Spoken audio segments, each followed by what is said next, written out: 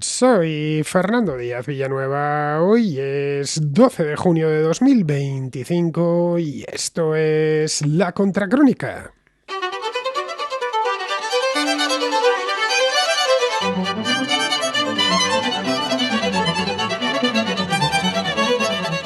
Este martes el Tribunal Supremo resolvió enviar a juicio al fiscal general del Estado, Álvaro García Ortiz, lo que supone un hito sin precedentes en la historia judicial española. García Ortiz está acusado de un presunto delito de revelación de secretos relacionado con la filtración de datos confidenciales sobre Alberto González Amador, pareja de Isabel Díaz Ayuso, presidenta de la Comunidad de Madrid. El caso se remonta hace algo más de un año, al 14 de marzo de 2024, cuando la Fiscalía General publicó una nota de prensa que aportaba información fiscal estrictamente confidencial sobre las negociaciones entre el abogado de González Amador y la Fiscalía de Madrid. Según Jesús Hurtado, juez del Tribunal Supremo, esto podría haber vulnerado el secreto profesional, lo que afecta de forma directa al derecho de defensa de González Amador, un empresario a quien en esos momentos le estaban haciendo una inspección fiscal. La decisión unánime de la Sala de lo Penal de abrir una causa contra García Ortiz y la fiscal jefe de Madrid, Pilar Rodríguez, pone al fiscal general del Estado contra las cuerdas, incidiendo en su estrecha relación con el Ejecutivo. Para el gobierno de Pedro Sánchez, la imputación representa un desafío político de primer orden. Desde Moncloa se han cerrado filas en torno a García Ortiz. Figuras como el ministro de Justicia, Félix Bolaños, le han concedido un respaldo total al tiempo que minimizan la gravedad del caso. Lo mismo ha sucedido con los medios afines al gobierno, donde se arguye que la filtración es difícil de probar y que esto no es más que una cacería contra García Ortiz. La oposición, por su parte, exige la dimisión inmediata del fiscal general y también la del propio Sánchez. Para el Partido Popular y Vox nos encontramos en un momento de máxima degradación institucional al que debe ponerse fin cuanto antes con un adelanto electoral. La imputación de García Ortiz llega en un momento especialmente delicado para el gobierno, ya debilitado por otros frentes judiciales, como las investigaciones sobre Begoña Gómez, esposa de Sánchez, David Sánchez, su hermano, y el caso Ábalos, con sus múltiples ramificaciones. Hace solo 2 semanas estalló el caso de la fontanera, Leire Díez, que ha supuesto un varapalo no solo para el gobierno, sino también para el PSOE. A eso habría que sumar las concesiones que Sánchez hace continuamente a sus socios independentistas y su afición a gobernar por decreto. El resultado es una percepción generalizada de un gobierno asediado por escándalos judiciales y con una mayoría parlamentaria muy frágil. Pero a pesar de todo ello, ni García Ortiz parece dispuesto a dimitir, ni el gobierno baraja disolver las cámaras y convocar elecciones anticipadas para aclarar el panorama político. Conforme van pasando los meses, la situación de Sánchez es más precaria, pero quiere resistir a cualquier coste, hasta que no le quede más remedio que convocar elecciones. Eso no será hasta dentro de 2 años, pero el ritmo de escándalos y el descrédito empieza a ser insostenible, incluso para alguien experto en nadar a contracorriente como Pedro Sánchez. Para hablar de este tema de la máxima actualidad y una gravedad que a nadie se le oculta, visita hoy por primera vez la Contracrónica Isabel San Sebastián, periodista de larguísima trayectoria profesional especializada en análisis político. Es la primera vez que nos visita, así que recibámosla con una ovación.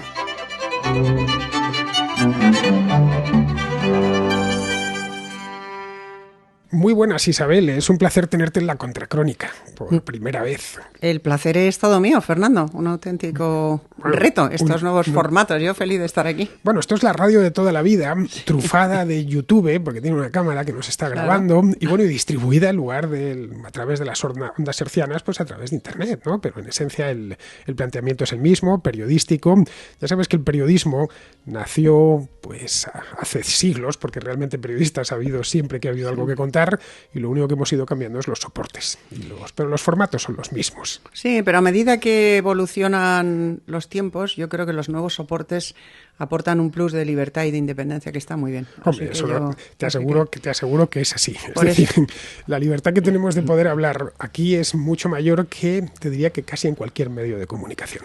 A mí nunca me han cortado, entre otras cosas, porque cuando lo han intentado me he ido o me han echado por desobediente, pero en cualquier caso es evidente que esto es la libertad total, no dependes ni de la publicidad institucional ni de nada que se le parezca, de modo que adelante con los faroles y encantada de estar aquí y a tu disposición cuando quieras. Y lo puedes hacer en cualquier sitio. Yo me he venido con mi Vespa aquí a tu casa con la maleta, esto lo llevo en un maletón, los contraescuchas bien lo conocen, y lo mismo que he venido hasta aquí, pues podría haberme ido, y bien lo sabéis, a cualquier lugar, no ya de España, sino sino del mundo a grabar. Esta independencia también te la da. Pero bueno, vamos a meternos con el tema. Vamos. Como bien sabes, la cosa está... Tú tienes, ya lo he dicho en la introducción, una trayectoria periodística larguísima. Yo a veces presumo de viejo ante los oyentes diciendo que yo cuando empecé en este oficio estaba todavía gobernando Aznar. Sí, fíjate tú. Claro, el segundo mandato de Aznar, la segunda legislatura. Y digo, chicos, que yo he visto, claro, aquí la audiencia es joven. Yo he visto varios presidentes de gobierno. Pues claro, sí. tú recordarás también a Felipe González. Claro, cuando yo empecé en esto estaba gobernando, era la primera legislatura de González. La primera legislatura de González, fíjate tú los años que tengo. Primeros 80, claro, ganaron las elecciones del 82 y a partir del 83. Efectivamente. Tú habías visto a lo largo de tu trayectoria, estamos hablando de 40 años, un gobierno más desgastado que este. Jamás, nunca había visto un deterioro de todas las instituciones, de todos los poderes de la democracia, de todos los valores democráticos, nunca jamás. Porque es que además... En los últimos 2 días, tú has hablado del procesamiento del fiscal general, es que en los últimos 2 días se han producido nuevos acontecimientos más graves si cabe. El informe de la Comisión Europea al Tribunal Superior de Justicia de la Unión Europea dice que esta misma legislatura se basa en un fraude de ley, habla de autoamnistía. Dice que el gobierno amnistió a los independentistas catalanes, a Junts y compañía, a Puigdemont y compañía, para favorecer su investidura, la investidura de Sánchez. Es decir, que es un fraude de ley como un castillo. Eso dice la Comisión Europea, ni más ni menos. Ayer se produjo un registro en el domicilio de Ábalos, uno de los casos de corrupción, en el que parece que la UCO dispone de grabaciones en las que él mismo reconoce haber percibido comisiones ilegales a cambio de adjudicar obras, etcétera. Es que cada día que pasa sale un nuevo escándalo que deteriora más a este gobierno. ¿Y el gobierno qué hace? Se enroca, Sánchez se enroca en el Parlamento con la colaboración de la presidenta del Parlamento, de Francina Armengol, que está ahí no para defender el poder legislativo, sino para defender a quien la ha puesto, que es Pedro Sánchez. Lo niega todo, se niega a dimitir y yo no sé cuándo lo va a hacer, pero me parece a mí que le tendrán que obligar. Bueno, lo peor de Sánchez no es tanto que se enroque, que bueno, los políticos cuando se ven asediados tienden a enrocarse. Lo peor es que, 1, lo niega y 2, empieza a repartir culpas. Aquí parece ser que los causantes de sus problemas somos nosotros, los periodistas, son los jueces, en fin, cualquiera menos él. Bueno, esto a mí me parece una de las cosas más graves que están ocurriendo. Últimamente, desde la investigación de Begoña Gómez, desde que el juez Peinado empezó a investigar seriamente a su mujer, a Begoña Gómez, la consigna ha sido desacreditar a los jueces. Pero no desacreditar a los jueces a través de los periodistas amigos, de los periodistas lacayos que están ahí para repetir las consignas de la Moncloa. No, desacreditar a los jueces a través de los ministros. Del ministro de Justicia, de la ministra portavoz, de ministros del gobierno que se dedican a insinuar, hombre, no se atreven a decir el juez fulano o el juez mengano están prevaricando, pero sí hemos oído a Bolaños decir y a Alegría decir, el juez del caso del fiscal general García Ortiz acusa al fiscal general sin pruebas. Eso es prevaricar. Si un juez acusa a un imputado sin pruebas es que está prevaricando. No dicen la palabra prevaricar, pero señalan a esos jueces por prevaricar. Es decir, se han apuntado a la teoría del lawfare que hasta hace relativamente poco solo se atrevían a barajar los de Podemos, es decir, los populistas de extrema izquierda y los independentistas golpistas. Ahora el gobierno, el Partido Socialista, se ha unido a la teoría del lawfare. Está en un ataque frontal al Poder Judicial. Esto yo no lo había visto en mi vida. Y mira que ha habido casos de corrupción en España desde la época de González, Filesa, Malesa, etcétera, hasta hoy. Nunca un poder ejecutivo se ha atrevido a embestir directamente contra el Poder Judicial cuando investiga sus escándalos. Nunca. Habrán acusado de mentir a los testigos o a quien fuera, pero jamás se ha embestido como ahora contra los jueces. Esto es de una gravedad extrema. Esto es atacar a un pilar esencial de la democracia. Bueno, más la colonización completa de las instituciones, empezando por el Constitucional. Además, y el intento de colonizar al Poder Judicial, que es lo que les falta. La ley Bolaños, esta que está en marcha, contra la cual se han rebelado todas las asociaciones judiciales, lo que pretende es eso, meter por la puerta de atrás a un montón de jueces sustitutos sin pasar por la oposición perentoria, es decir, meter a sus amigos por la puerta de atrás, al mismo tiempo que sean los fiscales quienes instruyan las causas. ¿De quién depende la fiscalía? Pues eso, es decir, que sea el Poder Ejecutivo el que instruya las causas y no el Poder Judicial, y de esa forma controlar completamente al Poder Judicial. Además de colonizar Televisión Española, el Banco de España, la CNMV, en fin, absolutamente todas las instituciones cuya finalidad es precisamente proteger la esencia de la democracia. Esto lo vimos ya hace poco más de un año, en abril del año pasado, con los famosos 5 días de asueto del presidente, que tampoco nunca se había visto nada igual. Es decir, si quieres irte te vas y si no quieres irte no te vas, pero no tienes a la gente durante 5 días porque sí, en el aire, que estaba buscando apoyo de los suyos, viendo a ver si y creando esa incertidumbre. Y ya marcó la intervención que hizo, nada más volver de los 5 días, ya señaló a los enemigos. La prensa y los jueces y la prensa. Y desde entonces todo gira en torno a eso. Y como tienen ya esa herramienta, cualquier cosa que salga nueva siempre es lo mismo. Lo mismo podemos ver con lo de la fontanera. Claro, pero bueno, que se ataque a la prensa eso no es nuevo. Esto ha ocurrido siempre. O sea, el periodismo independiente siempre ha pagado un precio altísimo. En ocasiones, como ocurrió durante los años de ETA, el precio era una amenaza a la vida o la vida misma, perderla. Y en otros momentos pues fue el que te echaran de tu trabajo, el que te segaran la hierba bajo los pies. Eso digamos que siempre ha ocurrido, pero contra los jueces no, eso es nuevo, eso jamás ha ocurrido. Nunca el Poder Ejecutivo había atacado directamente, frontalmente al Poder Judicial. Y esto demuestra que Sánchez está absolutamente acorralado, pero al mismo tiempo absolutamente decidido a resistir. ¿Por qué? Pues yo interpreto que porque necesita desacreditar al Poder Judicial para defenderse preventivamente de lo que va a averiguar el Poder Judicial. Es que tiene ahora mismo procesado a su hermano por un caso de enchufismo evidente en el cual el cómplice del enchufismo, es decir, el presidente de la Diputación de Badajoz, se aforó corriendo los 100 metros lisos del aforamiento, desplazando a 5 compañeros que iban delante de él para entrar como fuera en el Parlamento y defenderse de la juez Viedma. Su hermano todavía está sentado en el banquillo por orden de la juez Viedma, aunque su causa también pasará a una instancia superior si es que no se declara que esta maniobra ha sido fraudulenta. Su mujer está siendo investigada y probablemente acabe procesada por delitos graves, es decir, por tráfico de influencias, entre otras cosas, ¿no? Él mismo acabará, de una forma u otra, implicado directamente en su fiscal general, su mano derecha, Ábalos. Es que yo creo que está en una estrategia de desacreditar como sea el Poder Judicial en el bien entendido, en la certeza de que el Poder Judicial va a sacar cosas de él que no ya le supongan el fin de su carrera política, sino que igual acaban con él en la cárcel. Bueno, está desesperado por protegerse, claro, por defenderse. Yo no sé si esto terminará, es decir, la marea terminará en el mismo Pedro Sánchez, pero su mujer lo tiene complicado. Está imputada por 4 delitos. 4 delitos graves, además. 4 delitos graves. Si no es por uno, es por otro, puede dar con sus huesos en la cárcel. El caso de su hermano, sin ser un delito, es un simple enchufe, no tiene la gravedad de los delitos de la mujer, pero aun con todas, es su propio hermano. Bueno, y ahí estamos eventualmente ante, no sé si delito o falta, porque ahora mismo no tengo en la cabeza las cantidades, pero sí una falta fiscal. O sea, ¿tú crees que si tú te vas a vivir a Portugal pero generas todos tus ingresos en España, la Hacienda te va a tratar tan bien como a él? Bueno, tarda Hacienda en pillarme exactamente 10 días. 0, o sí, menos. O sea, 0, a él no. A él dice, no, él está muy bien. Él vivía en el VAS porque sí, pero trabajaba en la Diputación de Badajoz. No hay nada fraudulento. ¿Pero esto qué es? Pero es que encima, a mí lo que más me fastidia es que encima se creen que somos, como bien dijo el alcalde de Madrid, que somos gilipollas. O sea, es que no somos gilipollas. No insulte usted mi inteligencia. O sea, esto es infumable. Entonces, si en algún momento alguien llega a la agencia tributaria con un poco más de integridad que los que están ahora, pues a lo mejor resulta que este señor tiene un pufo con Hacienda también y la cosa no se queda solo en el enchufe, ¿no?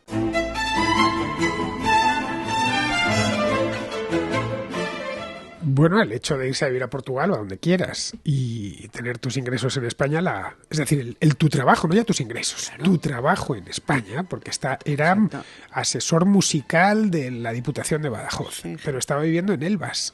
Pero tú pagas impuestos en España, tú vives donde quieras, pero los impuestos los pagas donde generas el impuesto, trabajo. Claro, donde tienes tu trabajo. Hombre, claro, bien, que se lo digan a Shakira, tú fíjate la que le montaron. Bueno, a cualquier youtuber. O a cualquier youtuber. Que se van a Andorra y que les despide Hacienda con una inspección fiscal. Sí, sí. No sé qué te vas, vale, más no puedo hacer nada porque, bueno, los que viven de YouTube no están empleados en una administración y en una empresa en España.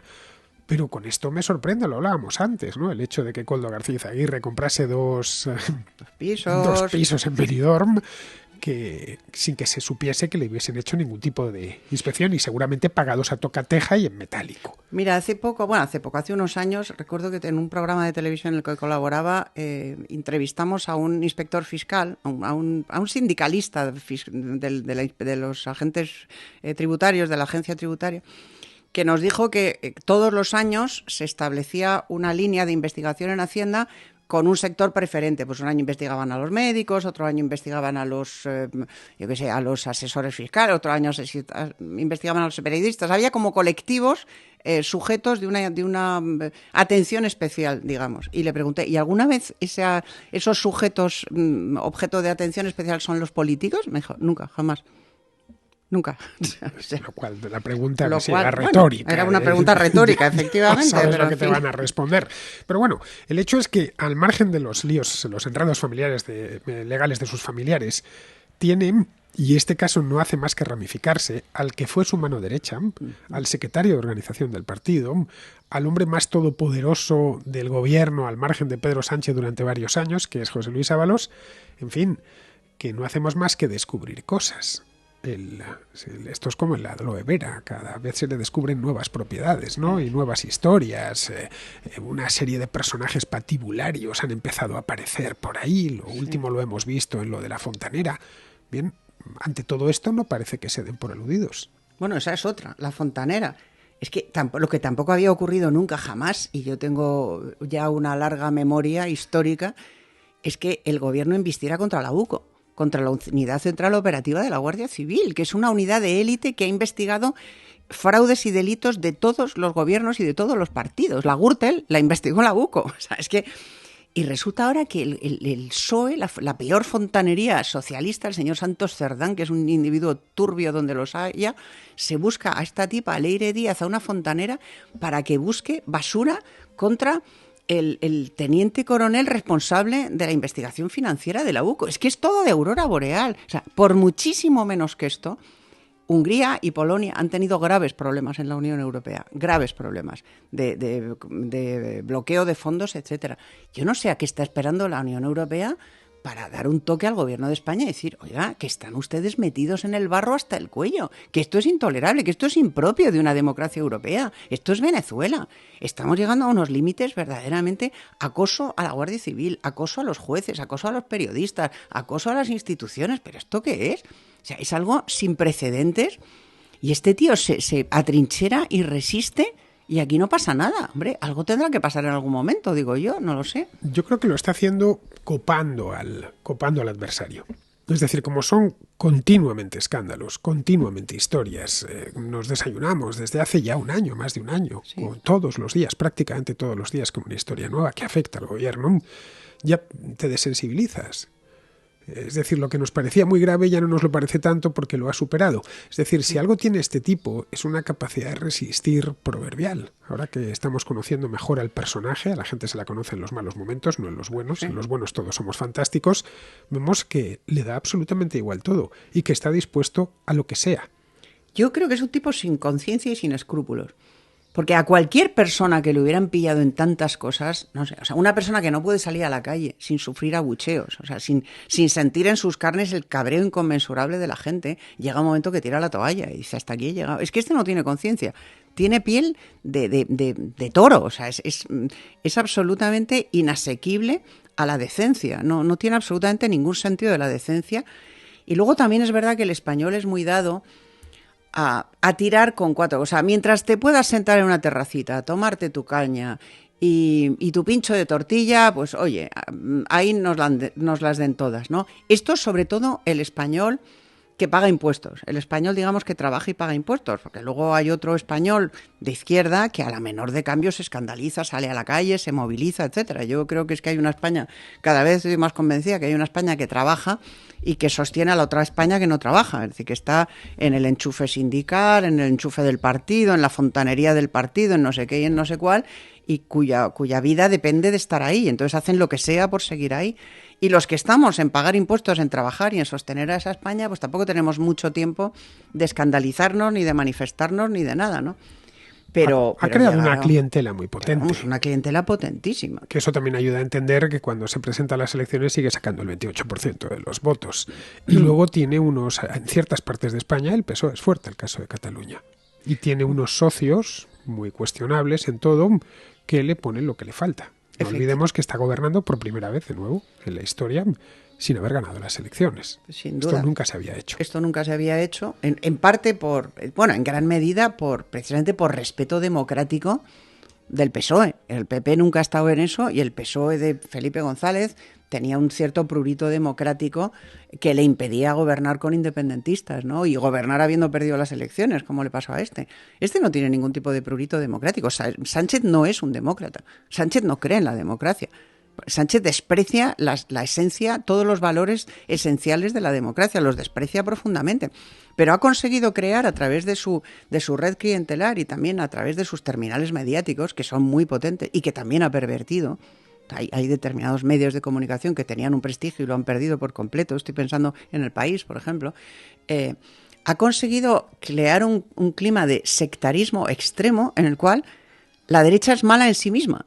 Es el enemigo. Entonces, los tuyos pueden hacer lo que sea, lo que quieran, pueden traicionar a España, pueden traicionar la Constitución, pueden embestir contra el Poder Judicial, pueden lucrarse, corromperse, cobrar comisiones ilegales, pueden hacer lo que sea con tal de que no gobiernen los otros. Y bueno, yo tengo compañeros, tenemos tú y yo compañeros periodistas, yo comparto tertulia televisiva con algunos de ellos que defienden lo indefendible con una desvergüenza. Y yo, pues esta gente sí oye hablar. Bueno, eso le hemos puesto un nombre que ya conocerás, ¿no? El equipo de opinión sincronizada, que claro, es magnífico. Ya directamente se habla de la sincronizada, como si fuese la motorizada, aquella que había antes de la Guerra Civil. Pero esta gente de la sincronizada... A ver, yo tampoco gasto ni saliva ni tinta en criticar, nunca lo he hecho, a mis compañeros de oficio. Cada uno tendrá sus razones. Yo creo que en este oficio lo principal y lo único que tienes, el único capital real que tienes es la credibilidad. Y una vez la has perdido, no es que esto es como el honor para la Guardia Civil, ya no lo recuperas, ¿no? No creas. La izquierda para eso es muy generosa y es muy eficaz. O sea, los miembros destacados del equipo de opinión sincronizada tienen muchos pesebres, tienen muchos trabajos y cuando gobierne otro partido los conservarán, ya verás. Yo ya tengo mucha experiencia y te lo digo. Bueno, es que esto lo hemos visto. Los conservarán, claro. O sea, los conservarán para intentar apaciguar los que no critiquen demasiado, que sean benévolos, tal. Verás. Esto ya pasó. Esto ya pasó y volverá a pasar. O sea, el equipo de opinión sincronizada se sabe blindado y sabe que su situación profesional y económica es y será muy buena y ni siquiera necesitarán pasarse al adversario. Sencillamente les vale con saber que el adversario nunca ha mostrado un interés excesivo por beneficiar a quienes defienden ciertos valores ni por perjudicar a quienes los atacan frontalmente. Bueno, hablando de medios, ya que estamos aquí tocando todos los temas, como veis da gusto hablar con Isabel porque tiene un conocimiento completo de la situación. Bueno, también es cierto que estás continuamente en esto, claro, tú estás en ejercicio y mal que bien estás y haces análisis político español. Bueno, el Estado de Televisión Española siempre ha sido el juguete del gobierno, esto lo sabemos, esto no es una novedad, desde tiempos de Franco, que se lo inventó para tenerlo como juguete informativo. Todos los gobiernos lo han utilizado en mayor o menor medida, en tiempos de Felipe González, cuando era yo niño y tal, pues también se quejaban recuerdo que Alfonso Guerra influía mucho en Televisión Española y Calviño, el padre, por cierto, de Nadia Calviño. A Pilar Miró le echaron por pagarse 4 trajes de fiesta con dinero público. Sí, la echaron por eso. Tú calculaste que está ahora. Pero bueno, que siempre ha sido un poco el juguete del gobierno. Pero lo que estamos viendo desde hace, pues tranquilamente 4 o 5 años, no se había visto jamás. Hasta el Consejo de Informativos, que no es precisamente sospechoso de ser de derechas ni nada de eso, ha tenido que quejarse, porque es una degradación absoluta, no ya en los informativos, sino incluso en la programación de entretenimiento. A mí me cuentan hace 5 años que Televisión Española iba a terminar dando Sálvame y no me lo hubiera creído. Pues eso es imposible y tenemos Sálvame en Televisión Española con otro nombre. Pero Sálvame es lo de menos. O sea, Sálvame es basura, es telebasura. Toda la vida ha habido telebasura y es verdad que es deplorable que con mis impuestos haya que pagar telebasura, pero es mucho más grave la telebasura informativa. Es mucho más grave lo de La Mañana con Silvia Inchaurrondo. Es mucho más grave lo de Cintora. Y lo de los directores, lo del tipo el gallego, ¿cómo se llama? Que ahora no me viene el nombre, el que hace López. También, el otro, el que está por la mañana en las tertulias y por la noche, el que lleva todos los programas electorales, Fortes. Es mucho más grave eso, o sea, es intoxicación pura y dura con carácter sistemático, hinchaurrondo de forma muy particular. Y eso desde la televisión pública. A otra que no le hacen una inspección, oye, a otra que se ha publicado lo que gana su sociedad en una existencia, vamos, en una sociedad que, según le ha pasado a mucha gente, Hacienda considera ilegal para un trabajo unipersonal y que sirven únicamente para cotizar menos. Y ahí está ella, no se le ha hecho una inspección, no se la ha sancionado, está ahí ella de portavoz oficiosa del gobierno y de jefa del equipo de opinión sincronizada. O sea, esa es mucho más grave que la otra telebasura, que la de Belén Esteban, muchísimo más grave. Desde luego es mucho más tóxica. Más tóxica y mucho más grave. Y mientras tanto, televisión perdiendo y perdiendo dinero. Bueno, y luego hitos tan absolutamente repugnantes como que el Consejo de Televisión Española se nombrara en plena dana, mientras estaba muriendo gente en Valencia, sí. En el Congreso, mientras estaba muriendo la gente ahogada en Valencia, en plena dana, el Congreso utilizó la sesión únicamente para nombrar al Consejo de Televisión Española y multiplicarles el sueldo por 10. Aquellas personas ganaban 10.000 euros al año y pasaron a ganar 100.000. Y ahí está la directora del Plural y otros cuantos lacayos mediáticos del PSOE. ¿Pero esto qué es? O sea, y que conste que si lo hubiera hecho el PP yo te diría lo mismo, ¿eh? Y de hecho a mí me han echado de más sitios gobernando el PP que el PSOE. O sea, no, pero es que es una puñetera vergüenza.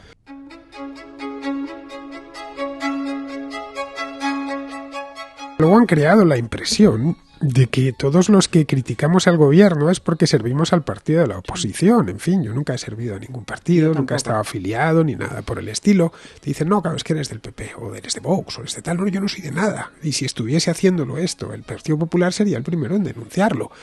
Bueno, ¿qué digo? Esto, la mitad de esto, una cuarta parte, por supuesto que sería el primero en denunciarlo. Y en fin, cuando hubo aquellos casos de corrupción tan escandalosos en el Partido Popular, pues también escribí contra ellos y hablaba y tal y cual. Y no pasaba nada. Y bueno, creo que la función del periodista es fiscalizar el poder, es una de sus funciones, contar historias, pero en fin, lo que no tienes que tener respeto al lector, respeto a la audiencia. Pero es la transformación del comentarista, del periodista, en una suerte de activista político. Las tertulias las han convertido en eso. Efectivamente. Bueno, las tertulias y sobre todo ciertos programas, porque es que el activismo político se desarrolla sobre todo desde la jefatura de un programa. Ahí es donde tú decides qué temas van y qué temas no van, a quién llevas y a quién no llevas, a quién entrevistas y a quién no entrevistas. El papel del tertuliano es menor, ¿no? Se limita a comentar lo que le ponen delante, pero el activismo político lo desarrollan los jefes de esos programas y efectivamente la televisión pública se ha convertido en la punta de lanza de la brigada ideológica, mediática del sanchismo. Y es una puñetera vergüenza, porque eso lo puedes hacer en un medio privado. Ya te he dicho lo que pienso del país, yo ya lo he dejado de leer, pero al fin y al cabo es un medio privado con su dinero, que hagan lo que quieran. Pero es que la pública la pagamos tú y yo. Y eso es lo que es una absoluta vergüenza. Y esto de que todos los periodistas que criticamos eso seamos de derechas, yo te digo, a mí me han echado de más sitios el PP que el PSOE, de más curros.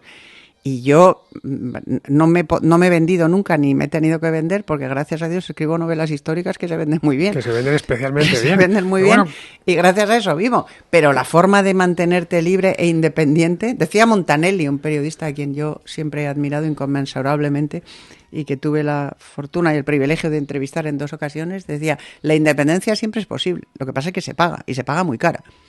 Y eso es una verdad como un castillo. Tú puedes ser independiente, pero eso te cuesta. No te cuesta solo en términos metafóricos, te cuesta dinero y mucho. Bueno, pues de alguna forma hay que comer, ¿no? Para eso ahí bueno, está pero la es que novela. si no, no te dedicas al periodismo, te dedicas a otra cosa. Este oficio tiene algo de vocacional. Si no, bueno, pues hay muchas maneras de ganarte la vida honradamente sin dedicarte a esto. Pero bueno, en esto del PP nuestro tienes mucha razón. Cada vez que viene, ya sabes, es el famoso todos al suelo que vienen los nuestros, ¿no? Por eso te digo, pero que ya cuando ya has tenido experiencia de varios gobiernos del PP, pues ya sabes lo que hay. A mí, yo tenía un programa maravilloso en Antena 3, el primer café, que era líder de audiencia, que era plural, que era tal, me echaron gobernando Aznar. Tenía un programa en Telemadrid, me echaron gobernando Rajoy. Tenía un programa en abc.radio, me echaron gobernando Rajoy y me vetaron en la COPE. O sea, mis peores experiencias profesionales siempre han sido gobernando el PP, siempre. O sea, que no tengo absolutamente nada que agradecerle al PP, cero. Lo que pasa es que observo desde fuera y te digo que la desvergüenza en las vulneraciones de los principios democráticos que ha alcanzado este gobierno de Pedro Sánchez, jamás ni siquiera remotamente se aproximó el PP, nunca. No, eso te lo puedo asegurar porque sí he visto al PP gobernar en 2 ocasiones, primero con Aznar y lo he visto como periodista, quiero decir, y luego con Rajoy, y bueno, pues tuvieron sus cosas, obviamente, pero no un señalamiento como este de la libertad de expresión, que parece que en el momento en el que eres ligeramente crítico, yo básicamente hago información internacional, es decir, el tema nacional hago muy poquito, pero en el momento en el que soy ligeramente crítico, se me llena el muro de comentarios de activistas. Sí. De activistas del PSOE o del gobierno, que sabes que además es gente que está a sueldo. Efectivamente. Y es muy irritante, porque dices, pero me están poniendo siempre los mismos mensajes y veo que me los han repetido en las 2 plataformas en las que se publica el programa y con los mismos mensajes que han colocado en otros lados. Que hayáis tenido que recurrir a esto es tristísimo. ¿Tú crees que es, perdón, un comentario, ¿tú crees que es aceptable en un país que es el segundo de Europa en pobreza infantil, que tanto que presumen de lo bien que va, el segundo país en pobreza infantil, un país donde hay millares de familias que tienen que ir a los comedores públicos para llevarse la comida y tal? ¿Tú crees que es aceptable que haya 1000 asesores en Moncloa a sueldo del contribuyente? No, es en absoluto. O sea, es que es una puñetera vergüenza. Dices, es que te hierve la sangre. Oiga, que no hay dinero para el ELA, para que los enfermos de ELA puedan vivir, para aplicar una ley que se aprobó por unanimidad en el Congreso hace meses. No hay dotación presupuestaria. No reciben un euro de ayuda pública esas personas que tienen que optar por la eutanasia porque sencillamente no pueden mantener el gasto necesario para mantenerse con vida. Y se gastan el dinero en asesores, se gastan el dinero en pinganillos en una conferencia de presidentes autonómicos donde todo el mundo habla la misma lengua, que es el español, se gastan el dinero en chorradas y en propaganda. A mí es que me hierve la sangre, yo lo siento, tengo muchos años y debería resbalarme ya todo esto, pero es que no me resbalo. Bueno, se gastan el dinero en broncanos. ¿En broncano? Se gastan el dinero en Silvia Sinchaurrondo. O sea, se gastan el dinero en eso, pero no hay dinero para que vivan los enfermos de ELA. Es que te hierve la sangre, es que te tienes que cabear. En el tema de la ley ELA, yo creo que hay una cuestión ideológica, sinceramente, que lo que quieren es que se mueran. Es que se mueran, claro. Sí. Es que, claro, su vida ya no es digna. Pero usted, ¿quién coño es para decirme a mí si mi vida es digna o no? Que se eutanasien. Que se eutanasien, claro, porque ellos, desde su punto de vista, esa vida no es digna. Entonces, como no es digna, pues se tienen que matar. Oiga, pero no será digna. O sea, ¿pero usted quién es para juzgar si una vida es digna o no lo es? ¿Que es usted Dios o qué es? O sea, es que es tremendo, pero va sumando una cosa tras otra. Y al final dices, no es posible que se haya concentrado tanta vileza, tanto abuso, tanta infamia en un solo gobierno y en un solo personaje. Que ha ido empeorando, con el tiempo. Cada vez va peor. Aquí llegaríamos ya a la conclusión, y es hasta cuándo está dispuesto y hasta dónde está dispuesto a aguantar este tipo. En principio faltan 2 años para las elecciones. Deberían, si se convocan a los 4 años exactos, puede ser un poco antes, un poquito después, pero las últimas fueron el 23 de julio de 2023, estamos en junio de 2025, luego no deberíamos esperar elecciones y él ya ha dicho que lo va a acabar la legislatura hasta julio de 2027, o junio, es decir, 2 años. Pero a este ritmo, no lo sé, yo lo veo complicado. ¿Podrá soportar, por ejemplo, y para entonces ya habrá salido una condena de su hermano? ¿Podría soportar una condena de su mujer? Yo creo que podría soportar una condena de su hermano sin duda. De su mujer es más dudoso, no lo sé. Creo que va a haber un hito importante a la vuelta del verano cuando el Tribunal Superior de Justicia de la Unión Europea se pronuncie sobre la ley de amnistía. Si el TJUE tumba esa ley de amnistía, el daño político y el daño a la legislatura va a ser muy gorda. Y entonces ahí puede ser que pierda el respaldo de Junts definitivamente. Puede ser, no es obligatorio. Lo cual no quiere decir que vayan a respaldar una moción de censura los de Junts. Yo creo que cuando el PP confía en que los nacionalistas o los separatistas, que es lo que son, respalden una moción de censura, están soñando. O sea, eso no va a ocurrir nunca porque jamás van a vivir estos tíos como viven con Sánchez. O sea, eso no va a pasar. Ahora, llegará un momento en el que la acumulación de escándalos, de sentencias, resulte insoportable. O quiero pensarlo. Estamos ya en guerra abierta entre el Supremo y el Constitucional, cosa que tampoco había ocurrido nunca con esta desvergüenza, con este descaro, ¿no? Si se suma el Tribunal de la Unión Europea al Supremo, pues no sé, yo no te sé decir, me gustaría poder decir, no, yo creo que falta poco, pero él va a intentar con uñas y dientes aferrarse al poder hasta que le toque irse. Entre otras razones, porque es que ya no tiene dónde ir. Claro. Porque hace unos años a lo mejor podía buscar acomodo en alguna institución internacional, la OTAN, la Unión Europea, el Consejo de Europa, pero es que ahora ya no tiene dónde ir. Es un paria internacional. Lo más que puede hacer es disputarle el puesto a Zapatero en el Grupo de Puebla. Es que es a lo más que puede aspirar. Y claro, eso es ser un paria. Y con la vanidad que tiene él, con lo narcisista que es, convertirse en un paria de la política... me da igual que tenga dinero por ahí escondido, que no lo tenga. Digo, no es una cuestión de dinero, es una cuestión de apariencia, de exhibicionismo, de orgullo, ¿no? Y aceptar el papel de paria le va a costar mucho. Entonces se va a agarrar a esto como sea.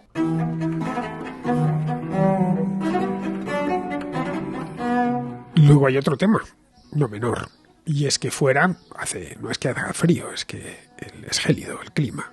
No tiene la SER, no tiene la cosa sincronizada, no tiene el fiscal general del Estado, claro. No tiene el presupuesto, no lo sé, ahora mismo puede comprar voluntades, todas cuantas quiera. Ahora mismo sabe que tiene la abogacía del Estado, entre otras cosas para defender a su propia mujer. Pero ¿qué pasaría fuera? Pasaría a ser un simple diputado. En el caso de que conserve el escaño, ya. Le pasaría un poco lo que a Ábalos. A Ábalos le puede servir y le sirve de hecho de orientación. No sé si viste ayer en las fotografías de Ábalos en el registro de su domicilio. Daba más pena que otra cosa. Sí, efectivamente, esa camiseta. Sí, pobre hombre.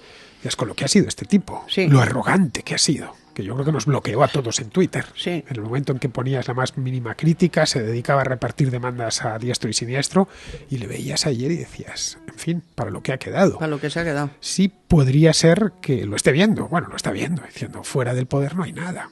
Por eso te digo que se va a agarrar como sea, porque él sabe que en el momento en el que deje la Moncloa se convierte en un paria, que no tiene dónde ir, y no tiene cómo protegerse a sí mismo y a los suyos, efectivamente. Entonces va a hacer lo que sea. Yo lo que no puedo comprender, lo que me resulta muy difícil de comprender, es cómo es posible que juristas de reconocido prestigio, bueno, eso del reconocido prestigio es discutible, pero en fin, juristas de una larga trayectoria, etcétera, estén dispuestos a comprar la mercancía pútrida que les vende Pumpido en el Constitucional.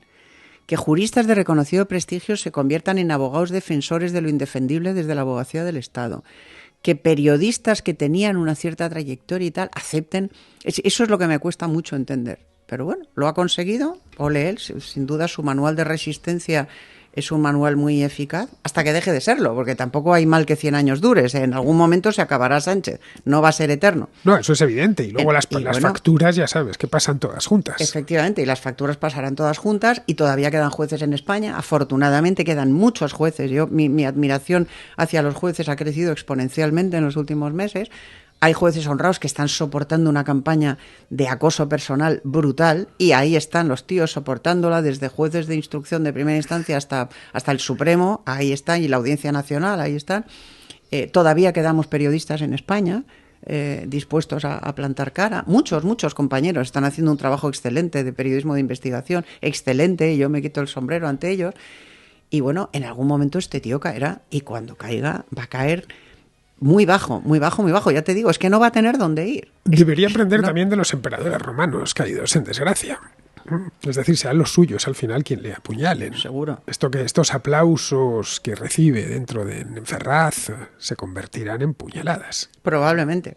Y cuando sus acólitos más estrechos, los que ha puesto de candidatos en los distintos territorios y tal, pues el López, el otro López, Alegría y compañía, se peguen los bofetones que se van a pegar en sus respectivas comunidades autónomas, y pierdan el ministerio también y se queden pues a la luna de Valencia, esa gente también supongo que empezará a destilar rencor. Así que efectivamente se va a quedar más solo que la una.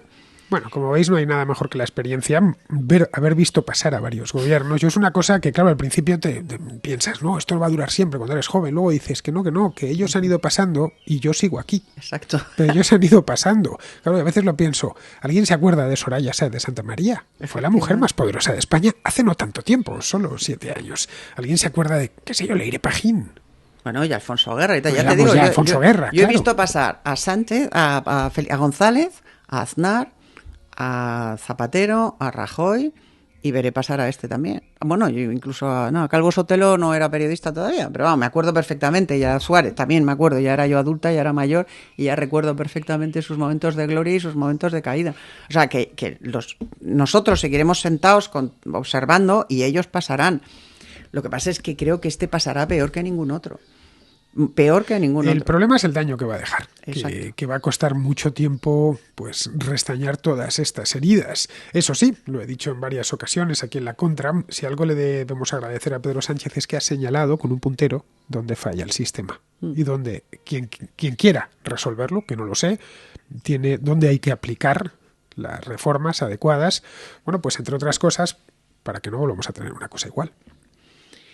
Eso va a ser lo más difícil, o sea, restañar todas esas heridas, restaurar todas las barreras democráticas que ha derribado este tío, resistir la tentación de decir, bueno, pues ya que este me ha abierto a mí las puertas a la ocupación del poder con K, yo voy a hacer lo mismo pero con los míos. Resistir a esa tentación y devolver a la democracia su grandeza, es decir, la independencia de sus distintos bloques, la profesionalidad de sus instituciones.